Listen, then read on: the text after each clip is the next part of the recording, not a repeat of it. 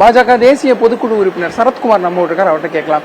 Sir, திடீரென பியூஷ் கோயல் அவர்கள் உங்களுடைய வீட்டில் சந்திச்சிருக்காரு. இந்த சந்திப்பினுடைய முக்கியத்துவம் என்ன சார்? இந்த சந்திப்போட முக்கியத்துவம் என்னன்னா, பியூஷ்ஜியை எனக்கு ஏற்கனவே தெரியும்.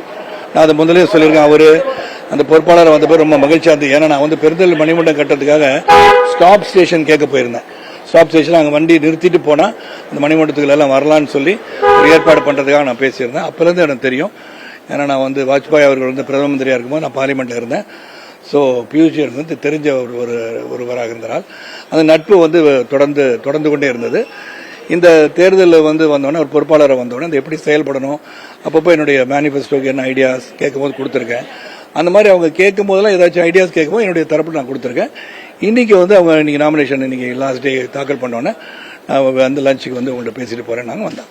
இந்த பேச்சுவார்த்தை எப்படி இருந்தது? உங்களுடைய பிரச்சாரம் எப்படி இருக்க போகுது? இல்லை, அதை பற்றி தான் பேசுறாங்க. எப்படி பண்ணலாம்னு இப்படி கேட்டுட்டு இருக்கும்போது ஏற்கனவே 1996 ஆண்டிலிருந்து நான் தமிழ்நாடு முழுவதும் நான் சுற்றி வந்திருக்கின்றேன். அதனால் அது எப்படி பிரச்சாரம் இருக்கலான்ற என்னுடைய தாட் சொல்றதுக்காக அதையும் நான் எடுத்து சொல்லியிருக்கேன்.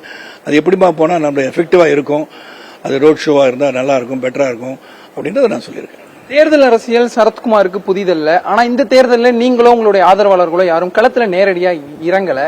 சோ அதை எப்படி சார் எடுத்துக்கிறேன்? இல்ல, அதை பத்தி ஒண்ணு இல்லை. நான் களத்துல ஏற்கனவே பொறுப்பு தருபவர்களுக்கு இன்னும் 75 ஏற்கனவே சொன்னது உங்களுக்கு 75% தராம இருக்கு. அதை உடனே பண்ணணும்னு சொன்னேன். ஏன்னா அப்படி கொடுத்தாதான் உணர்ச்சி வேகமா போய் வேலை செய்ய முடியும்.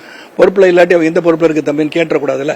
அது எல்லாமே முடிவு பண்ணி உடனடியாக அந்த பொறுப்பெல்லாம் ஏற்கனவே டிலேல இருந்தது, அதை போட்டு கொடுத்துட்டாங்க. அவங்க வேலை செஞ்சுட்டு இருக்காங்க. ஸோ அதுல என்னுடைய ஆதரவாளர்களுக்கு சீட்டு கிடைக்கலன்றதுக்காக நான் வருத்தப்படுற நிலைமையில இல்லை. அவங்களுக்கு கொடுத்தா நல்லா இருக்கும்னு சொல்லி சிபாரிசு பண்றோம். அவங்க ஏற்கனவே டிசைட் பண்ணிருப்பாங்க. ஸோ பெட்டர் கேண்டிடேட்டா இருந்தால் அதுக்கு உழைப்போம்னு சொல்லி நான் கூட இருந்து யார் யார் சீட்டு கேட்டாங்களோ இது கடுமையாக உழைச்சு அவங்களுடைய வெற்றிக்கு பாடுபடுறோம்னு சொல்லியிருக்கேன். வேட்புமனு தாக்கல் இன்னையோட நிறைவு பெறுது. இப்போ வரை களம் எப்படி இருக்குன்னு நினைக்கிறீங்க தமிழ்நாட்டில்? ஏன்னா எப்படியுமே வேட்புமனு தாக்கல் செய்த பிறகு வாபஸ் வாங்கின பிறகு யார் யார் கேண்டிடேட்டா இருக்காங்கன்றத நான் எப்பவுமே பார்ப்பேன். ஏன்னா அதுதான் இறுதி முடிவா இருக்கும். இவங்க தான் கேண்டிடேட் சொன்ன உடனே ஏற்கனவே சிறந்த ஒரு கூட்டணி உருவாக்கி இருக்கிறது. இந்த களத்தில் இவர்கள்லாம் இருக்கிறார்கள் என்று சொன்ன பிறகு அவர்களின் வெற்றிக்கு எப்படி பாடுபட வேண்டும், எப்படி உழைக்க வேண்டும் என்பதை தெல்ல தெளிவாக எடுத்துட்டு போனோம். முக்கியமா என்னுடைய கருத்து என்னன்னா, மத்திய அரசு தமிழகத்துக்கு செய்த அனைத்து திட்டங்களும் விழாவரை எடுத்து சொன்னாலே அது சிறப்பாக அமையும் நான் நினைக்கிறேன். 10 முறை தோல்வி பெற்றார் எடப்பாடி பழனிசாமி, 11 முறையாவது தோல்வி பெற போறாருன்னு சிஎம் சொல்லிட்டு இருக்காரு பரப்புரைகள்ல. இல்ல, பரப்புரைகள் சொல்வது எல்லாமே ஒவ்வொருத்தரும் ஒரு மாதிரி பேசிட்டு இருக்காங்க. கடைசியில் இறுதி முடிவு கடைசி இந்த பால் இட் இஸ் இந்த கோர்ட் ஆஃப் தி மக்கள் தான். அவங்க தான் டிசைட் பண்றாங்க. அவங்க தேர்தல் அன்னைக்கு வாக்களிக்க சொல்லும் போது அவங்க ஒரு கணக்கு பண்றாங்க. யார் யார் எப்படி வந்தால் சிறப்பா இருக்கும், எந்த கூட்டணி நல்லா இருக்கும், இவங்க எப்படி ஆட்சி புரிவாங்க என்பதை அவர்களும் சிந்தித்துக் கொண்டேதான் இருப்பாங்க. அவளெல்லாம் பாக்குறது எல்லாமே நம்பிடுவாங்கன்னு சொல்ல முடியாது. சோசியல் மீடியாலாம் இன்னைக்கு நிறைய இருக்கு. எல்லாம் சொல்றதெல்லாம் உண்மையா தெரியாது. Nobody is even verifying what is happening there. அதனால மக்களும் சிந்தித்துக் கொண்டுதான் இருப்பார். மக்கள் சிந்திக்க தெரியாதவங்க கிடையாது. There also looking at everything, how டைனமிக்கா இருக்க முடியும், மத்திய அரசு எந்த அளவுக்கு உலகளவுல மோடிஜி அவர்கள் எப்படி நம்ம எடுத்து சென்று கொண்டிருக்காரு அவங்களுக்கும் தெரியும்.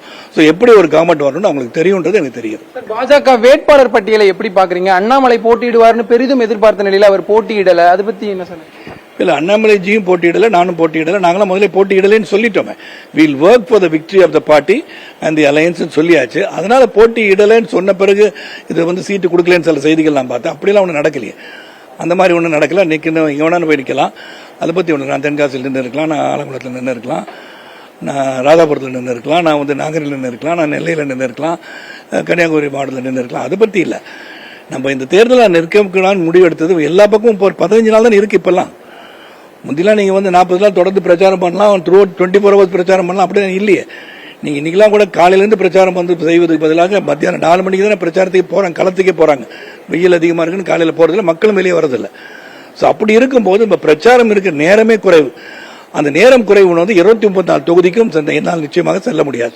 ஸோ அந்தந்த இடத்துல நல்ல தளபதிகள் இருந்தால் அது போதும். இப்போ வெஸ்ட்ல அண்ணாமலை அவர்கள் பார்த்துக் கொள்கிறார், சவுத்ல போய் நான் போய் பார்க்கலாம், நான் நாட்டில் போய் பார்க்கலாம். எங்க இருக்கு, எங்கெல்லாம் செல்ல முடியுமோ இந்த 15 நாட்களில் எப்படி வேலை செய்ய முடியும் திட்டம் தீட்டி கொடுக்கும்போது அது வேலை செய்யும். உங்களுடைய நண்பர் சுந்தர் சி மதுரை மத்திய தொகுதியில போட்டியிடுறாரு, நீங்க போவீங்களாங்க? சுந்தர் சி நண்பர் இயக்குனர் எல்லாம் இருக்காங்க. அங்க போறதுக்கான வாய்ப்பு இருக்கா இல்லையான்னு எனக்கு தெரியாது. ஏன்னா அவங்க எங்கெல்லாம் போகணும்னு சொல்றாங்களோ அங்கெல்லாம் போவேன். சார், இறுதியா ஒரே ஒரு கேள்வி. திமுக கூட்டணி கட்சிகளும் தொடர்ந்து பரப்புரைகள்ல பாஜக மதவாத சக்தி, அதை வெளில விட்டுறக்கூடாது அப்படிங்கிற மாதிரி தான் தொடர்ந்து பேசிட்டு வராங்க. இல்ல மதவாத சக்தின்னு சொல்வதே தப்புங்க. எப்படி மதவாத சக்தி? இந்தியா வந்து பொருளாதார அடிப்படையில் உயர்த்தி கொண்டிருப்பவர்கள் வந்து மதவாதத்தை உயர்த்தி கொண்டிருக்காங்க. அவங்க நாட்டின் பொருளாதாரத்தை உயர்த்தி கொண்டிருக்கிறாங்க. நாட்டின் மக்களுக்காக வந்து செயல்படுகின்ற ஒரு ஆட்சியாகத்தான் மத்திய அரசு நான் பார்க்கிறேன். மற்றவர்கள் சொல்பவர்கள் அது மட்டும்தான் சொல்ல முடியும். நான் கட்சி ஆரம்பிச்சு என்ன காரணத்தை வச்சு என்ன சொன்ன இந்த கட்சின்னு சொன்னாங்களோ, ஜாதி அடிப்படை கட்சின்னு சொன்னாங்களோ, அதே மாதிரி இது மதவாத கட்சின்னு சொல்லணும். ஒருத்தர் வந்து உடனடியா வந்து ஒன்னும் இல்லாம பண்ணணும்னு நினைச்சாங்கன்னா அது ஏதாச்சும் ஒண்ணு காரணம் சொல்லலாம். அந்த காரணம் தான் மதவாதம் சொல்றது. புதிய தலைமுறைக்காக ஒளிப்பதிவாளர் விஜயுடன் செய்தியாளர் வீரகுமார்.